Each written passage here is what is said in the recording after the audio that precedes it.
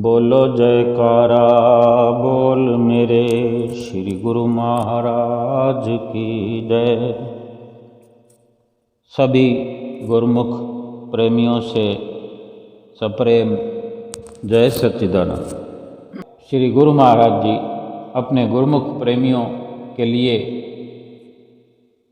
प्रसन्न चित्त होकर दुख और सुख में हर पल उन्हें आश्वस्त करते हैं, उन्हें निहाल करते हैं, भक्ति के धन से माला माल करते हैं। एक आदरणीय बाई जी जो कि परम धाम ग्वालियर में सेवा करते थे, जो कि सर्वप्रथम पहली बार लगभग 1970-71 में अपने पिताश्री के साथ श्री आनंदपुर की धरा धाम पर पहुंचकर श्री श्री 108 श्री श्री सतगुरुदाता दीनदयाल महाराज जी, श्री पंचम पातशाही गुरु महाराज जी के सुंदर दर्शन प्राप्त किए। श्री परमहंस अवतार श्री पंचम पातशाही गुरु महाराज जी, जैसा कि 1970 में श्री आनंदपुर के ऊंचे और सच्चे सिंहासन पर विराजमान हुए, उन्हीं दिनों लगभग 1970-71 के आसपास वो बाई जी जब लगभग 15-16 साल की उम्र में, जबकि ये समय खेल कूद का हुआ करता था उस वक़्त में, आज के समय में 60-50 साल हो गए उस समय को। 1971 से आज तक 50 साल का फासला हो गया। 50 साल पहले में और आज में बहुत अंतर आया है। सांसारिक तौर पर भी अगर देखें तो आज 15-16 साल के बच्चे पढ़ाई में व्यस्त होते हैं, खेल कूद से भी आगे निकल गए हैं, तरक्की याफ्ता युग हो गया है ये। लेकिन उस वक़्त ये उम्र खेल कूद की होती थी। 15 साल के लगभग तक बेफिक्र बेचिंता होते थे बच्चे। उस वक़्त में उन बाई जी ने अल्प आयु में, यूँ तो इससे भी कम आयु में पहुँचने वाले भी बड़े गुरुमुख प्रेमी रहे हैं। ये एक बाई जी की अपने जीवन की एक लीला है, सतगुरु से जुड़ती हुई लीलाएं हैं उनके जीवन में। और एक जीवन की उन बाई जी की ये कहानी है जो उन्हीं के भाई की जुबानी है, जिन्होंने बताया कि किस प्रकार उनकी बहन जी जो आगे चलकर बाई जी बनी, किस प्रकार उनका जीवन रहा। 1971 से लेकर 1971 से 2014 तक का जो जीवन रहा, उसमें से कुछ क्षण, कुछ घड़ियाँ ही इसमें वर्णन है। श्री गुरु महाराज जी की सभी लीलाओं का वर्णन करना तो किसी के बस में नहीं, लेकिन जो लीलाएं सुनाते हैं अपने सतगुरु पर बार बार बलिहार जाते हैं। बड़े अच्छे से उनका जीवन व्यतीत हुआ। बाई जी के भाई बताते हैं कि अधिक उनका जो जीवन था संघर्ष पूर्वक और बाई जी के माता पिता का जीवन भी संघर्ष पूर्वक रहा।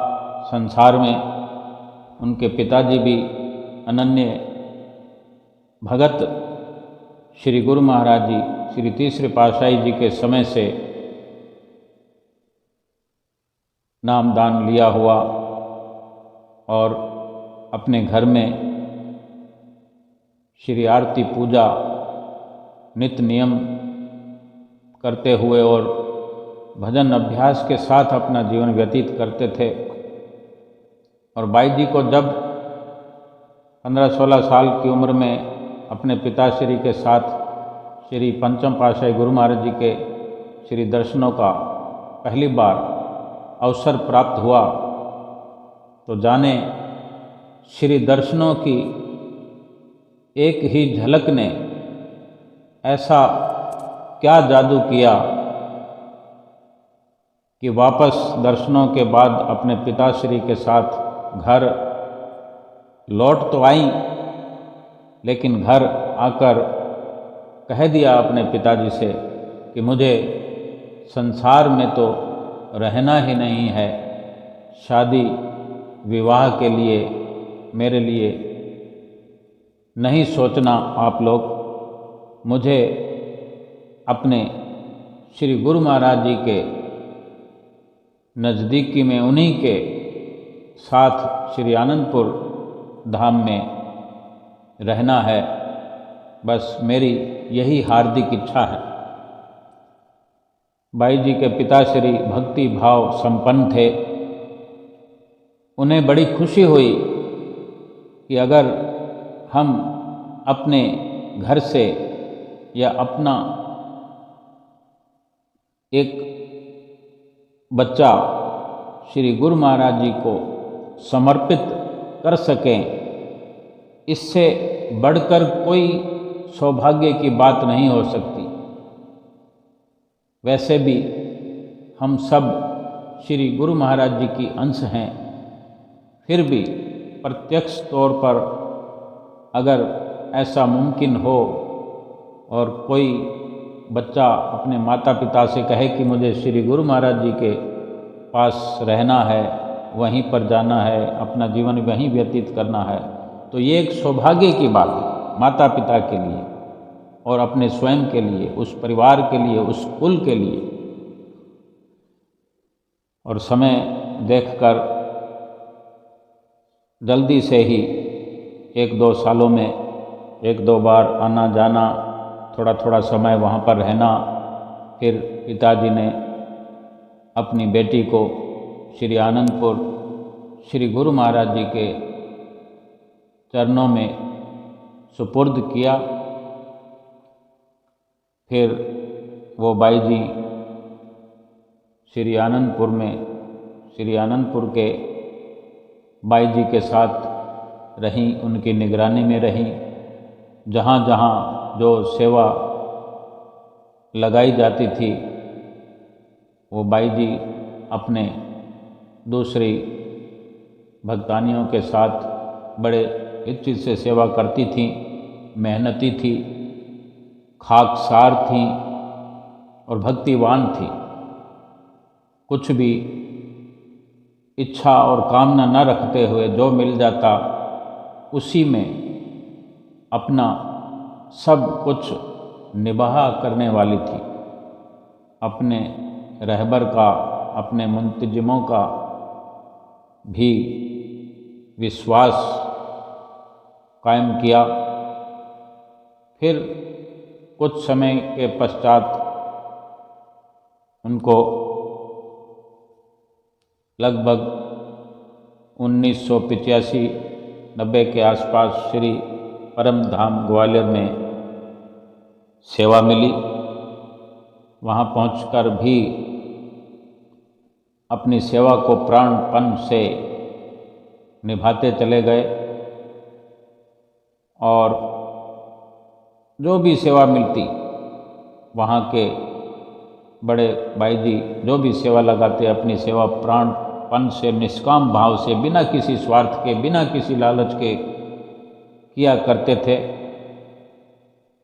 और जो भी बात होती साफ सुथरे शब्दों में अपने दिल से कह देते, अपने दिल में कुछ नहीं रखते कि बाहर कुछ हो अपने अंदर कुछ हो, ऐसा नहीं, जिसको जो कुछ कहना होता कह देते, ना कोई भय ना चिंता। जो भी सच्ची बात हो उसका वर्णन कर देते, फिर जो भी हो देखा जाता। लेकिन सेवा अपनी ईमानदारी से किया करते थे। माता पिता अधिक सक्षम नहीं होने के कारण बाई जी कुछ अपनी सेवा के अलावा, अपनी ड्यूटी के अलावा कुछ न कुछ कार्य किया करते थे, जो श्री परमहंसों के हार धारण किए होते हैं। कुछ घरों में छोटे बड़े साइज में जो स्वरूप परमहंसों के हुआ करते हैं, वो हार भी बनाया करते थे। किसी के कहने पर, किसी की ज़रूरत को पूरा करने के लिए ही सही करते रहे, और जो भी कुछ उनको कोई मत्था टेकता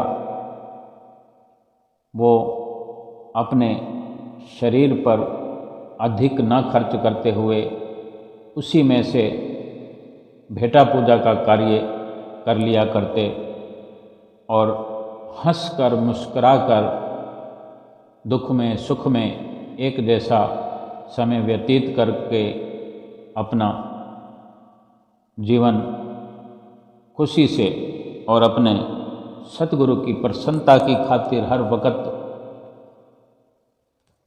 तत्पर रहने वाले वो बाई जी थे।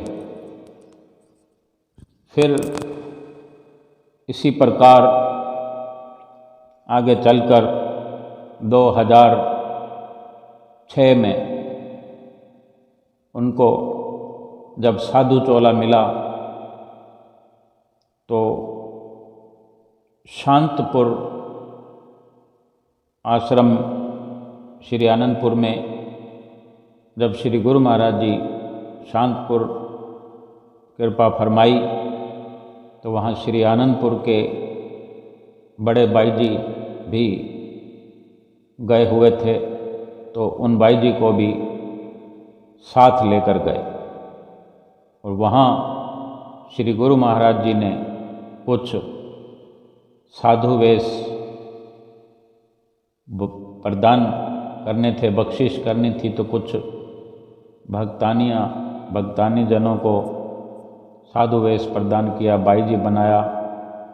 तो बाई जी जो थी उनको कुछ खबर नहीं थी, कोई एहसास भी नहीं था।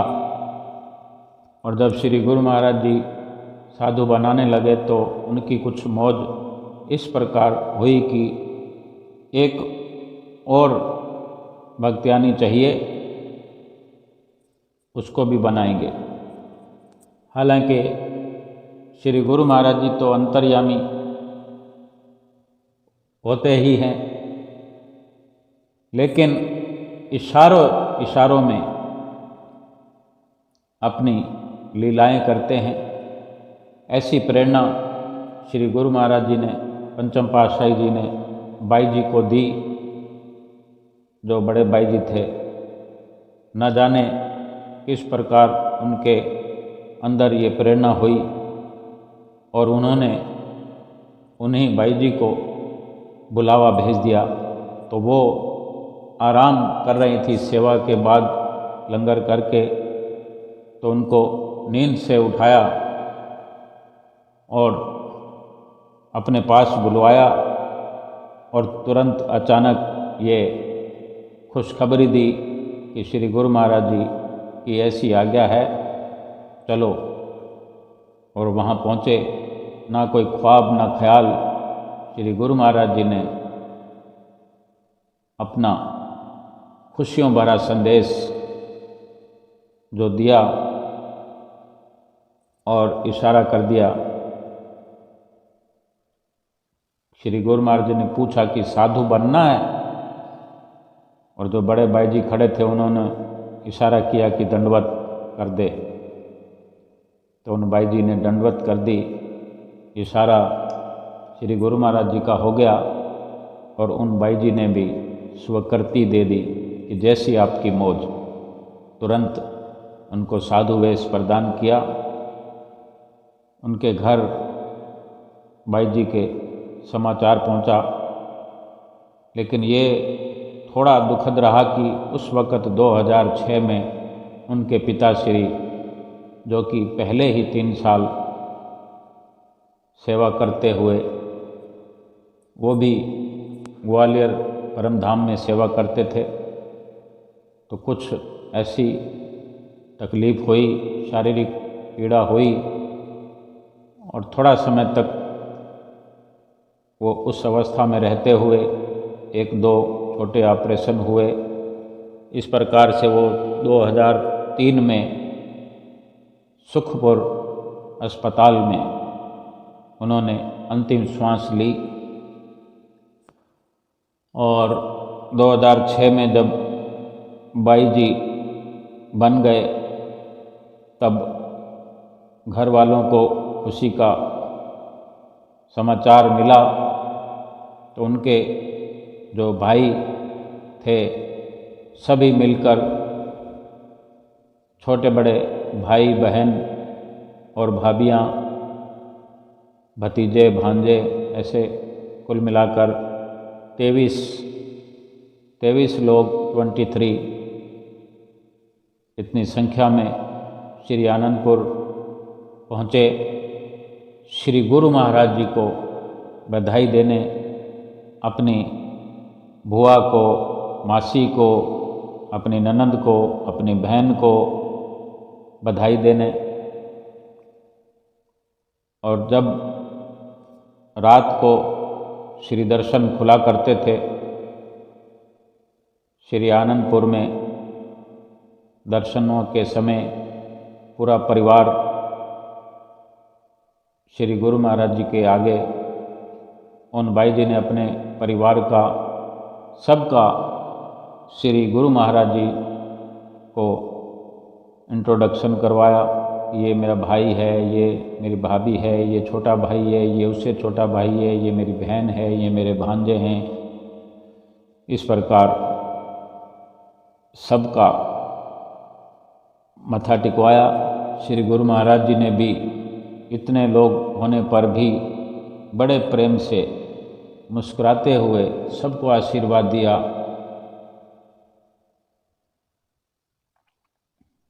और जो ये बताने वाले भाई हैं, जिन्होंने बताया भाई जी के बारे में, उन्होंने, उस भाई ने, जो कि भाई जी से छोटे हैं, भाई जी घर में सबसे बड़ी थीं, भाई जी की माता जी भी साथ थीं, सब मत्था टेक रहे थे। और उस भाई ने, जो भाइयों में बड़े थे, श्री गुरु महाराज जी के आगे हाथ जोड़कर प्रार्थना करते हुए, प्रसन्नचित्त मुद्रा में मुस्कुराते हुए कहा कि श्री गुरु महाराज जी को बहुत बहुत बधाई हो। और श्री गुरु महाराज जी ने भी वचन फरमाए कि कादी बधाई। तो भाई ने कहा कि बहन जी को बाई जी बनाया है, साधु चोला दिया है, इसके लिए बहुत बहुत बधाई हो। तो श्री गुरु महाराज जी ने ये भी वचन फरमाया कि तू कदों लेनी है बधाई। भाई को श्री गुरु महाराज जी ने फरमाया। तो वो बहुत खुश हुए, सारा परिवार खुश हुआ मत्था टेक कर। इसी प्रकार चलते चलाते समय समय पर सब लोग मिलने आया करते थे भाई जी को। अधिक ना सही, लेकिन एक भाई के परिवार का, जो बड़ा भाई है, उनका पूरा परिवार अपने माता पिता के नक्शे कदम पर, भाई जी के नक्शे कदम पर चलते हुए श्री गुरु महाराज जी से हर वक्त नज़दीकी प्राप्त करने की कोशिश में ही लगे रहते कि मेरी श्री गुरु महाराज जी से बात हो जाए, श्री गुरु महाराज जी के दर्शन हो जाएं, श्री गुरु महाराज जी के खुले दर्शन मुझे मिलें। इस प्रकार का प्रयास करते रहते थे और बखूबी श्री गुरु महाराज जी उनको हक से ज़्यादा खुशियाँ प्रदान करते रहे। ये उस भाई का कहना है कि जितना मैं चाहता था उससे कहीं सैकड़ों गुना पंचम पातशाही गुरु महाराज जी की कृपा उतरती।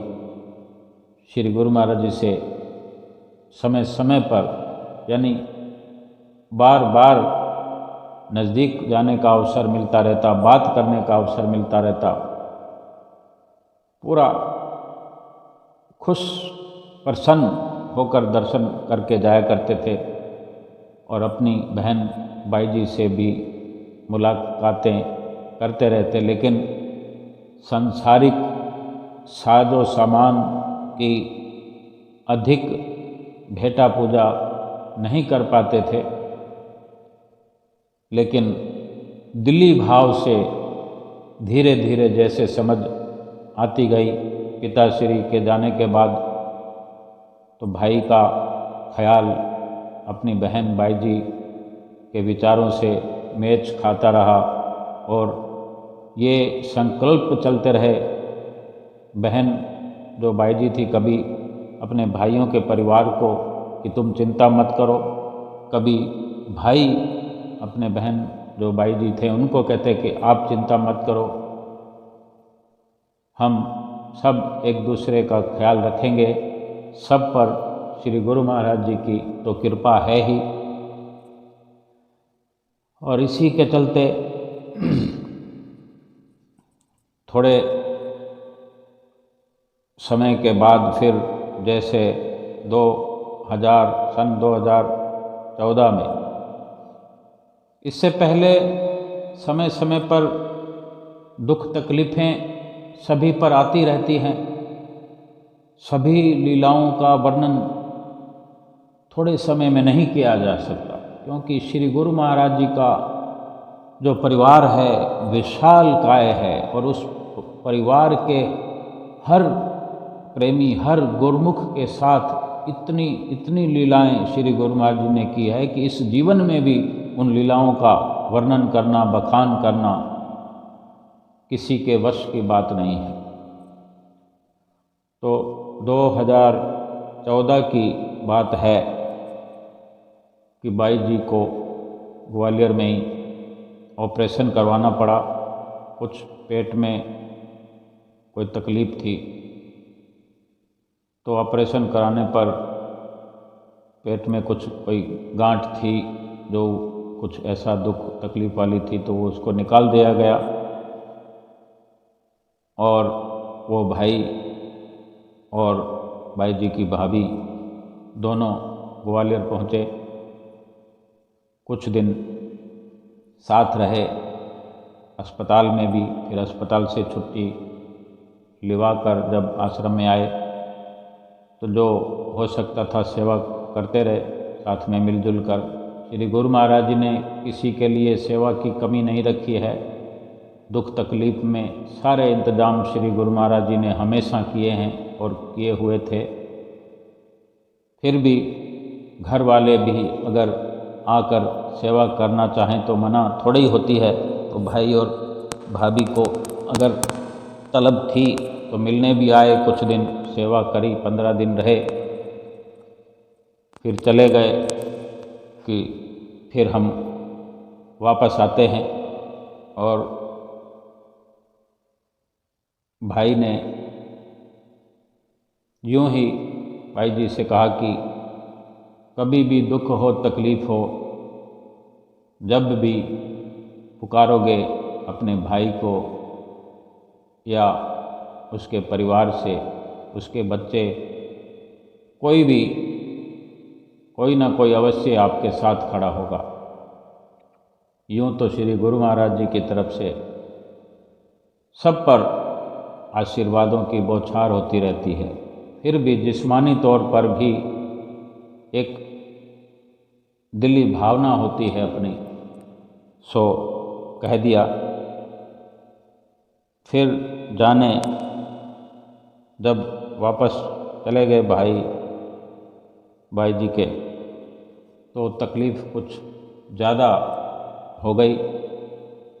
सुधार होने की बजाय बिगाड़ हो गया, क्योंकि जो ऑपरेशन हुआ वो जाने ठीक नहीं हुआ, नहीं होना चाहिए था कि कुछ और जांच पड़ताल के बाद होना था। जो भी हुआ, जो तकलीफ़ थी वो कुछ कैंसर की तकलीफ़ थी। फिर उनके घर जो रोज़ फ़ोन पर बात हुआ करती थी, एक चिंता का विषय हो गया। फिर कुछ दिन के बाद भाई उनके पहुँचे परमधाम ग्वालियर।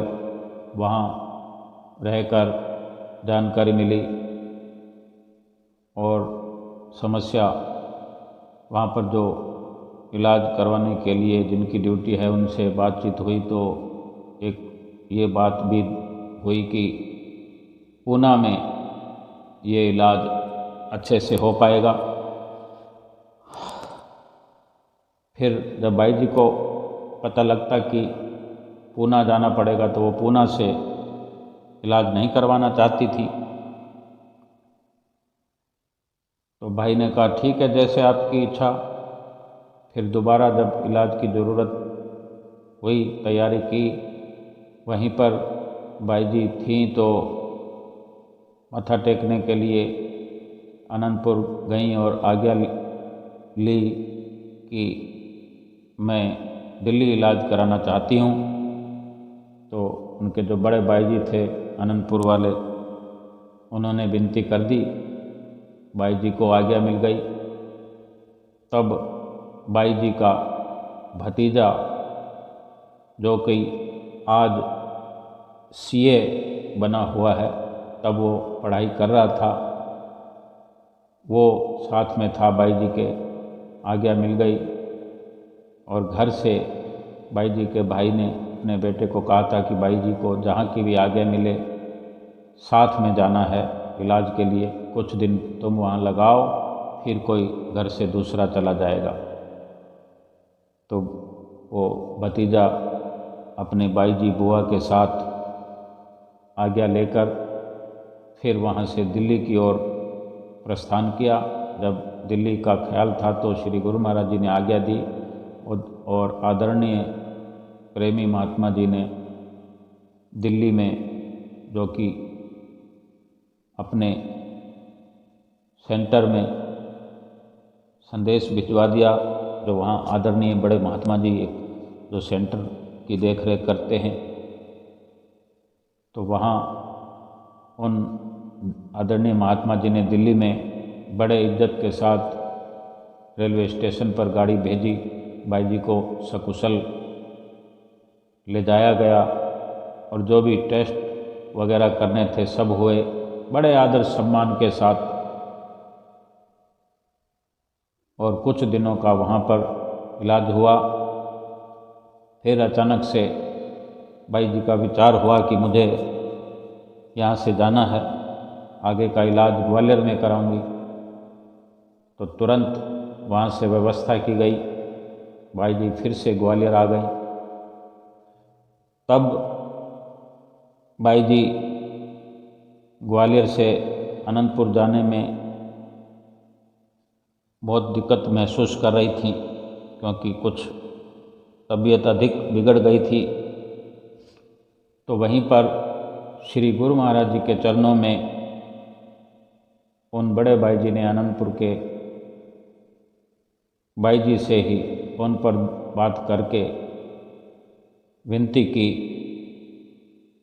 कि भाई जी अब पूना जाने को तैयार है। और तब एक दो दिन में श्री गुरु महाराज जी भी श्री प्रयाग धाम कृपा करने वाले थे 2014 सितंबर में। तो श्री गुरु महाराज ने आज्ञा दी और तब भाई जी का भाई, जो कि घर में था, तो वो भी तैयार था। आदरणीय महात्मा जी ने उन डॉक्टर भगत जी जो कि इलाज करवाया करते थे, व्यवस्था करवाया करते थे, उनसे बात की तो उन्होंने कहा कि बाई जी का भाई आने को तैयार है। तो महात्मा जी ने कहा कि ठीक है, सबकी टिकटें बुक करा के रखो और इस तारीख को रवाना हो जाओ। 14 अगस्त को रवाना होना था और भाई उनका 12 तारीख को रवाना होकर 13 को ग्वालियर परम धाम पहुँचे। 14 तारीख की सुबह को वहाँ से चलना था। भाई ने बताया कि मैं जब कुछ टाइम के बाद पहुँचा हूँ, क्योंकि पहली बार जब ऑपरेशन हुआ था, ये मार्च अप्रैल की बात थी, उस वक़्त अगस्त हो गया था, 14 अगस्त, जो कि मैं 13 अगस्त को पहुंचा। तो जाकर देखा तो मैं हैरान था कि इतनी कैसे तब्दीली हो गई, कैसा बाई जी का रुतबा था देखने में। और आज इतनी वो हालात देखकर बहुत विचलित हुआ मन भाई का अपनी बहन बाई जी को देखकर। फिर रात गुजरने के बाद सुबह तैयार हुए तो 2 भक्तानियाँ सेवा में वहाँ से बाई जी के साथ चली और एक भाई 3 और एक बाई जी स्वयं। जो उनका कमरा था बाई जी का, कोई ताला चाबी नहीं लगाया, खुला छोड़कर वहाँ के मुंतजिमों के हवाले करके। जबकि आज कोई भी अपनी चीज़ किसी के सामने समर्पित नहीं करता। एक विश्वास और एक जो सच्चाई है सब कुछ छोड़ जाने की, जब सब कुछ छोड़ ही जाना तो उसकी साज संभाल की क्या चिंता। बड़े दिल की मालिक थीं बाई जी। भरा पूरा अपना कमरा खुला, बिल्कुल दरवाजे भी खुले थे, जो कि वो बाद में अपने आप बंद कर लेंगे। तो वहाँ पर गाड़ी खड़ी थी कमरे के आगे बाई जी के, और पूरे ग्वालियर परम धाम के लोग वहाँ गाड़ी के पास खड़े हुए और बाई जी को वहाँ से रवाना करने के लिए सबके आँखों में आंसू थे। और बाई जी उस हालात में सबको हाथ जोड़कर जय सच्चिदानंद करते हुए वहाँ से रवाना हुई। 4-5 लोग और थे जो रेलवे स्टेशन पर आए वहाँ से, आश्रम से। फिर वहाँ पर 4-5 लोग और उनके मिलने वाले थे, वो आए। व्हील चेयर पर बाई जी बैठी थी। फिर रेलगाड़ी के आने पर जब रेलगाड़ी पे चढ़ाया और रेलगाड़ी चल पड़ी,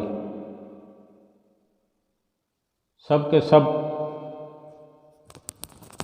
उस वक़्त गमगीन दशा में थे। किसी प्रकार रात का और दिन का सफ़र पूरा हुआ और सुबह पहुंच गए पूना। और वहाँ पर 15 अगस्त का दिन था। कुछ ट्रैफिक में प्रॉब्लम होती है, कुछ संसाधनों की कमी होती है, लेकिन अपने ही श्री प्रयाग धाम दरबार से जो महात्मा जी इलाज वगैरह कराया करते हैं सभी पेशेंटों का, तो उनकी देख रेख में सब कुछ होना था। तो उन्होंने अपने कुछ सेवादार भक्तों को एक लंबी बस, बड़ी बस में, जबकि 4 लोग ही थे ग्वालियर से आए हुए, बड़ी बस भेजी और साथ में सेवादार भी व्हील चेयर लेकर पूना के प्लेटफॉर्म पर हमारे रेलगाड़ी के डिब्बे के पास आ गए वो भगत लोग। ऐसा भाई जी के भाई बताते रहे।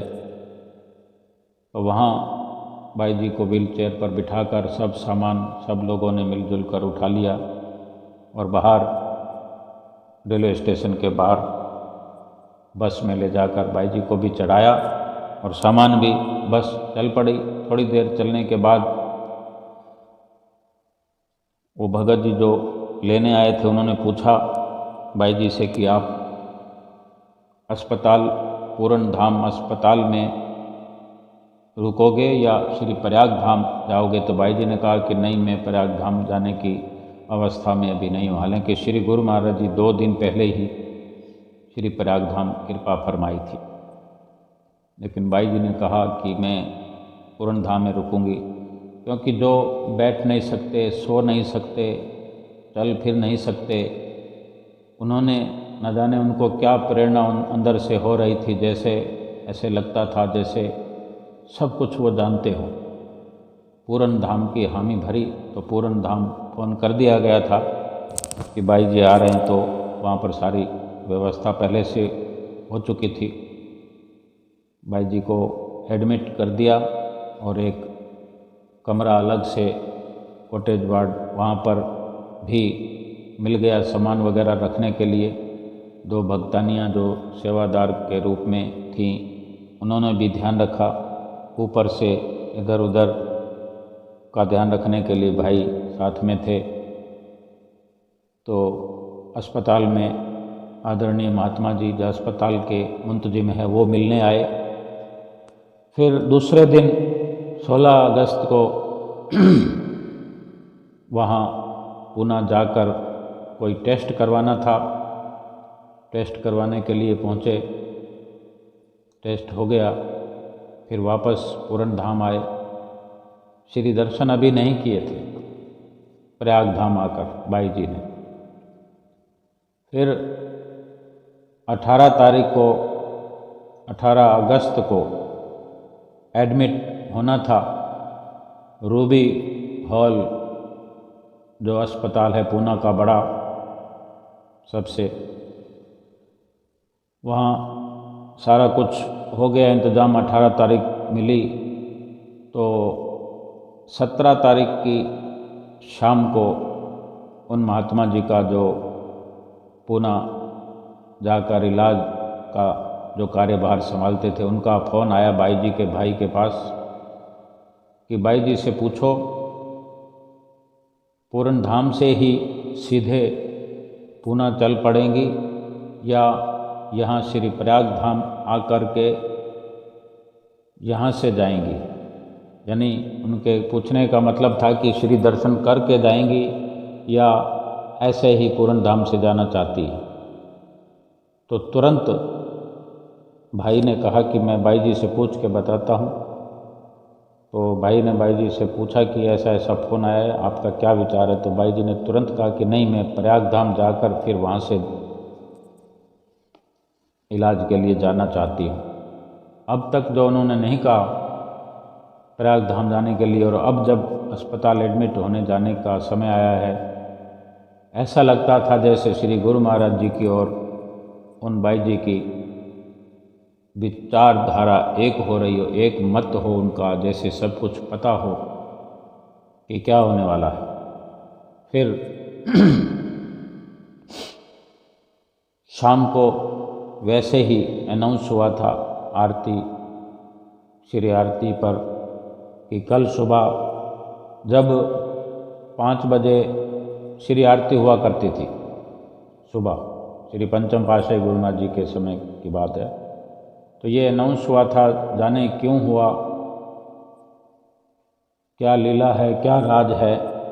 तो अनाउंस क्या हुआ था कि सुबह श्री आरती के तुरंत बाद श्री दर्शन खुलेंगे दर्शन हॉल में। कभी ऐसा नहीं हुआ इतने वर्षों में कोई कहे कि सुबह 5 बजे आरती और 5:30 बजे दर्शन खुले। न जाने क्या ऐसा हुआ, इतनी लीलाएं होती गई एक के साथ एक, जो ये बहुत बड़ी एक श्री गुरु महाराज जी की लीला थी, उनकी कृपा थी, आशीर्वाद था। जाने केवल और केवल उन भाई जी के लिए ही ये दर्शन खुले, क्योंकि और कोई फिर समय नहीं रहता दर्शन करने का। तो भाई जी सुबह कैसे दर्शनों पर जाएंगे, तो ये भी कुछ परेशानी की बात थी कि दर्शन करने अगर पूरन धाम की बस जाती है 5 बजे से पहले पहले रवाना होती है, दर्शनों में 10-20 मिनट देर भी हो जाती है खुलने में, तो भाई जी का बैठना और उनके स्वास्थ्य के अनुसार थोड़ी मुश्किल थी। तो ये चिंता का विषय हुआ। तो भाई ने वहाँ के अस्पताल के आदरणीय महात्मा जी से संपर्क किया कि ऐसी कुछ असमंजस की स्थिति है। तो महात्मा जी ने, आदरणीय महात्मा जी ने आश्वस्त किया उन भगत जी को, भाई जी के भाई को, कि चिंता ना करो, पूरन धाम के सवारियों को ये बस छोड़कर फिर वापस आकर दर्शन खुलने के एन टाइम पर भाई जी को दोबारा ले जाएंगे, ताकि वहाँ अधिक वेट ना करना पड़े। बहुत अच्छा लगा। फिर ऐसा ही सुबह हुआ, जब वहाँ भाई जी को ले जाकर दर्शनों का समय हुआ, तो बड़ी मुश्किल से जो 2 भक्तानियाँ साथ में थी, भाई जी की एक और भतीजी भी वहाँ प्रयाग धाम में रहती थीं, और एक और बाई जी जो कि एक समय दोनों वो बाई जी एक साथ अपने शहर से चली थी, और वो बाई जी प्रयाग धाम में रहा करती थी और ये बाई जी आनंदपुर परम धाम ग्वालियर यहाँ सेवा करती थी। तो उस वक़्त में वो बाई जी भी थी, बाई जी की भतीजी भी थी, 2 भक्तानियाँ सेवा के लिए। ये सब लोग व्हील चेयर से भक्तानियों को साइड वाली लाइन से आगे आए, और सामने की लाइन से एक अकेला बाई जी का भाई खड़ा हुआ था, और कोई मत्था टेकने वाला नहीं, कोई दर्शन करने वाला नहीं। दर्शन खुले हों और कोई मत्था टेकने वाला, भेटा पूजा करने वाला, आज्ञा लेने वाला ना हो, ये कैसे हो सकता है। लेकिन ये वो श्री गुरु महाराज जी की एक अपार रहमत को एक छोटी जुबान से शब्दों में उनके भाई व्यक्त कर रहे हैं कि श्री गुरु महाराज जी की ये लीला है। और फिर आदरणीय महात्मा जी ने श्री गुरु महाराज जी से विनती की, प्रेमी महात्मा जी ने। श्री गुरु महाराज जी बाई जी की ओर देखकर, दृष्टि डालकर आशीर्वाद देते रहे। सब जाने लगे तो फिर रोककर फ्रूट का प्रसाद भी दिया, और भाई जो सामने खड़ा था उसको भी श्री गुरु महाराज जी ने आशीर्वाद दिया। इस प्रकार बड़े दिल से श्री गुरु महाराज जी ने आशीर्वाद दिया, जैसे कि एक अंतिम बार जिस्मानी आमना सामना हो रहा हो। उसके भाई बताते हैं कि मैं नहीं जानता था, लेकिन ये बाद में धीरे धीरे समझ आता रहा कि ये क्या श्री गुरु महाराज ने लीला रचाई है। फिर चले गए एडमिट होने के लिए पूना, और पूना से फिर वो रूबी हाल जो कि पूना में ही है। एडमिट होने के बाद सफ़र शुरू हुआ इलाज का 18 तारीख से शुरुआत हुई। कभी इस रूम में, कभी उस रूम में, कभी ये टेस्ट करवाना है, कभी वो टेस्ट करवाना है। हर जगह अपने आप सब इंतज़ाम होता रहा। जो वहाँ पर आदरणीय महात्मा जी हैं, देख रेख करवाते हैं, उनकी देख रेख में, और जो आदरणीय प्रेमी महात्मा जी हैं वो श्री प्रयाग धाम में होकर भी बार बार दिशा निर्देश करते रहते, और श्री आनंदपुर धाम से वो बड़े बाई जी भी फ़ोन करती रहती थी, कभी बाई जी को, कभी बाई जी के भाई को, कि कोई परेशानी हो तो बताओ। तो भाई जी के भाई कहते हैं श्री गुरु महाराज जी की कृपा से कुछ कहने को बाकी नहीं है, सब कुछ अपने आप हो रहा है। तो भाई जी भी अपने स्टाफ के साथ अपना जो स्वस्थ होने के लिए जो प्रयास है पूरा कर रही थी। समय समय पर अस्पताल में कैसे कैसे मंजर आते हैं ये तो हर कोई जानता है। कभी बीपी हाई होना, कभी लो होना, कभी शुगर बढ़ना, कभी कुछ कभी कुछ, कभी ये बोतल चढ़ रही है, कभी ये हो रहा है, कभी हो रहा है, कुछ समझ से बाहर नहीं था, बाहर था समझ से। उनके भाई बताते हैं इस प्रकार सफ़र अस्पताल का करते हुए एक दिन ऐसा भी आया कि वो भाई बताते हैं कि मैं कोई एक दो बर्तन धोकर भाई जी के पास आया तो भाई जी जाने क्या देखने लगी, अपने हाथों को ऊपर किया और भाई ने पूछा क्या कर रहे हो आप ऐसे? कि मैं श्री परमहंस दयाल महाराज जी से पुकार लगा रही हूँ कि तेरी झोली हर जन्म भक्ति से भरपूर रहे। मेरे पास तुझे देने को कुछ नहीं है, लेकिन श्री परमहंस दयाल महाराज जी सब कुछ दे सकते हैं। क्योंकि उनका मन गदगद प्रसन्न हो रहा था कि मेरा भाई मेरे साथ में खड़ा हुआ है और ये इसने कहा है कि जब भी आँख खोलोगी मैं तुम्हें खड़ा हुआ नज़र आऊँगा। कुछ इस प्रकार की बातें थी। और इधर भाई उनके कहते हैं कि मुझे तो कुछ पता ही नहीं है, मुझे तो कुछ करना ही नहीं पड़ता, सब कुछ तो श्री गुरु महाराज जी करवा रहे हैं। कितने सेवादार लगा रखे हैं आसपास भी, और जो पूछने आते हैं, कहीं से फ़ोन आता है, कहीं से कुछ, और कई बार मुझे अलग से बुलाकर महात्मा जी पूछते कि कुछ ज़रूरत हो तो बताओ। तो वो ऐसा सुनकर गद गद हो जाते कि ऐसी कृपा मेरे श्री गुरु महाराज जी की हम पर होती है और हम समझ नहीं पाते। संसार की माया में रचे पचे होने के कारण क्या इतने श्री गुरु महाराज जी दयालु हैं, मैं समझ नहीं पाया।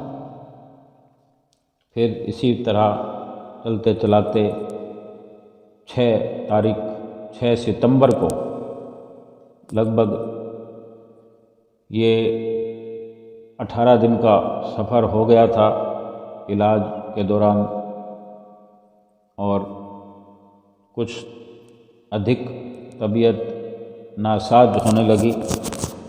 और उन समय के अंदर उनके भाई का कहना है कि लगातार जब ऐसी सिचुएशन होती थी तो नाम जाप किया करते थे।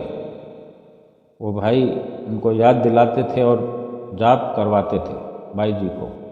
और भाई जी लगातार आंखें बंद भी हो जाती थी, नींद जैसी भी हालत हो जाती थी, नींद आ जाती थी, आंख लग जाती, तब भी जाप चालू रहता था अचेत अवस्था में भी। 6 तारीख को कुछ ऐसा हुआ। फिर 7 तारीख को भी थोड़ा बहुत होश रहा, दिन में बातें करते रहे, अच्छी अच्छी बातें श्री गुरु महाराज जी के कुछ भक्ति भाव के, क्यों भाई बहन दोनों इस प्रकार की बातें किया करते थे।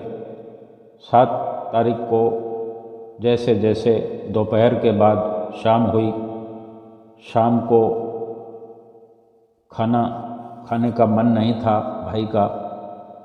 खाना तो दोपहर में, सुबह भी खाना आता था पूना से, सेंटर से बड़ा सारा टिफ़िन आता था दोपहर में, और बहुत सारा खाना होता था, पूरा इंतज़ाम था हर चीज़ का। शाम के समय भाई जी और वो एक भक्तानी सेवादार थी जो थोड़ा बाहर चक्कर लगाने गए, खाना खाने का मन नहीं था और वापस आए तो बाई जी थोड़ा कुछ अचेत सी अवस्था में थी और वो जाप शुरू करवाया और वो बीपी लगातार घट रहा था। रात को देर रात को भाई जो थे वो तो चले जाया करते थे दूसरी जगह सोने के लिए। वहाँ पर केवल लेडीज़ के साथ एक लेडीज़ की व्यवस्था होती है सोने के लिए। उस रूम में तो एक भक्तानी वो सोने की उनकी हमेशा की ड्यूटी थी। भाई रात को चले जाते थे ऊपर छत पे अस्पताल की, सुबह सुबह फिर से आ जाते थे। तो उस दिन जब रात को भाई जी से मिलकर जो स्थिति देखी, बहुत चिंता का विषय था भाई के लिए।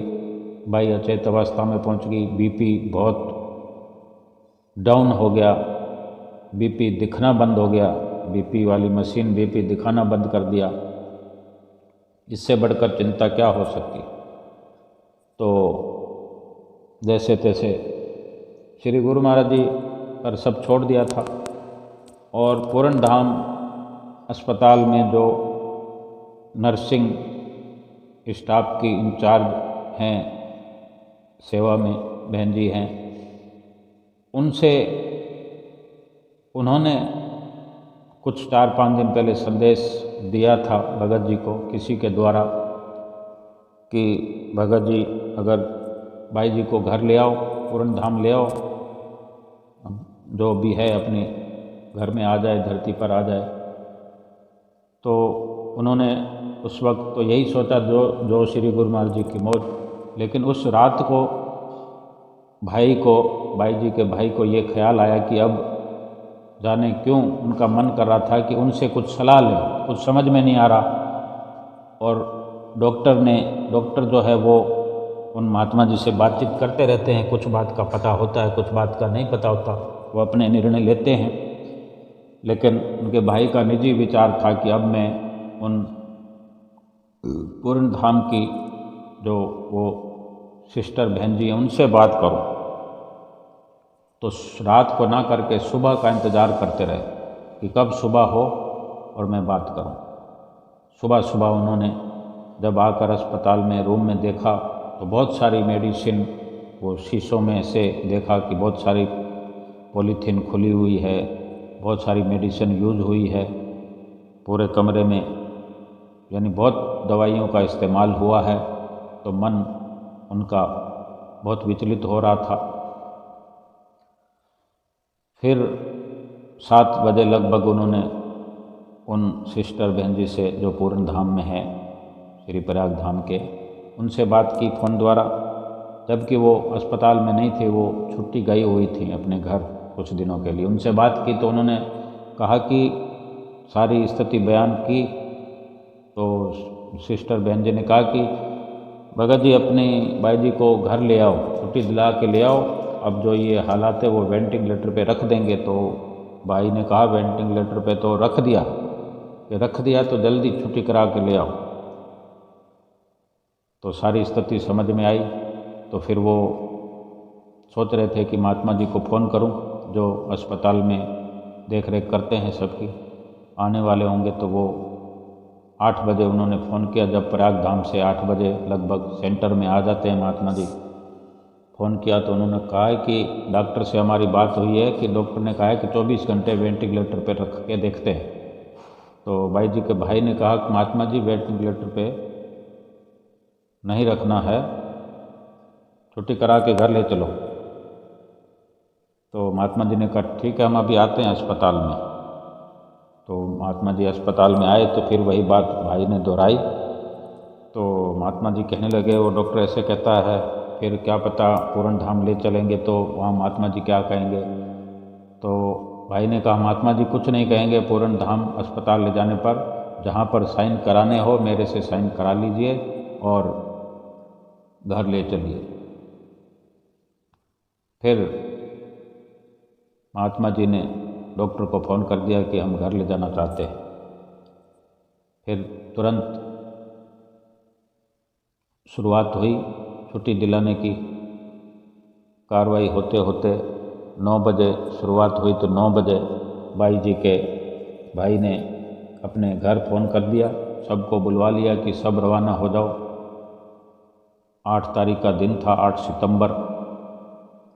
सब के सब घर वाले रवाना हो गए और वहाँ पुनः रूबी हाल में जो तैयारी हो रही थी, 9 बजे से तैयारी शुरू हुई। तो कभी कोई डॉक्टर पूछता, कभी कोई कंपाउंडर पूछता कि किस हालत में कैसे ले जाओगे, ऑक्सीजन लगी हुई है, वेंटिलेटर पे रखा हुआ है।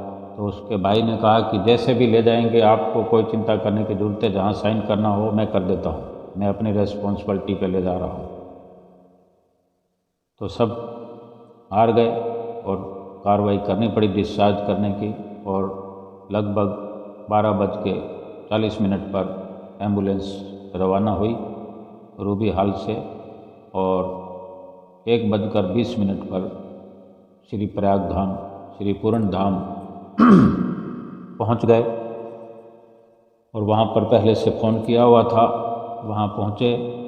बाई जी को रिसीव करने के लिए बड़े डॉक्टर बाहर आए हुए थे और वो बाई जी को अंदर ले जाने के लिए भी सारी व्यवस्था बाहर थी। वार्ड बॉय वगैरह तुरंत एम्बुलेंस के रुकते ही बाई जी को अंदर ले जाया गया और एडमिट किया गया। ऑक्सीजन शुरू की। देखते ही देखते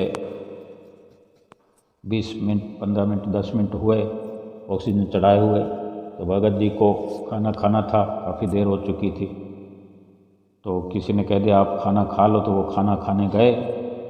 पीछे बाई जी ने अपने अंतिम सांस लिए और उसी वक्त अस्पताल के बड़े महात्मा जी वहाँ पर किचन में, जहाँ वो भगत जी खाना खा रहे थे, वहाँ पहुँचे और वहाँ देखकर खाना खाते हुए उनको कहा कि बहुत अच्छा किया आपने इस समय पर बाई जी को घर ले आए।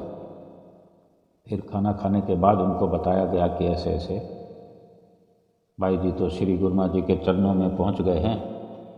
और फिर उसके बाद में सारा परिवार आ गया और सब की देख रेख में बाई जी को ले जाया गया। बाई जी को उन्हीं के भाई ने अपने हाथों से वो समाधि की अवस्था में वैरागन के साथ बिठाने का कार्य किया। सारा कुछ सेवा उसमें करते हुए वहाँ अलग से समाधि को जहाँ पर रखा जाता है ऐसी अवस्था में,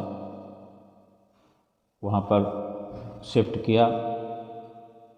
और फिर दूसरे दिन वो परिवार ने सबने पहुँचना था। 8 तारीख, ये दोपहर की बात है, लगभग 1:30 बजे, 1:45 बजे। और उस दिन के रवाना हुए 8 तारीख को। 9 तारीख को उसके परिवार वाले शाम को पहुँचे, भाई का परिवार। और 10 तारीख की सुबह का समय दिया गया। अस्पताल वाले महात्मा जी से बात हुई और 9 तारीख की रात को श्री कार चलाने वाले महात्मा जी बाई जी के भाई से मिले कि क्या सुबह का टाइम है, कब का है। तो उन्होंने कहा कि 10 तारीख का सुबह का 10 बजे का दिया है। तो श्री कार चलाने वाले महात्मा जी ने कहा कि हम तो होंगे नहीं श्री गुरु महाराज जी के साथ, हम तो येवत जा रहे हैं। तो भाई ने हाथ जोड़ दिए कि जो श्री मौज।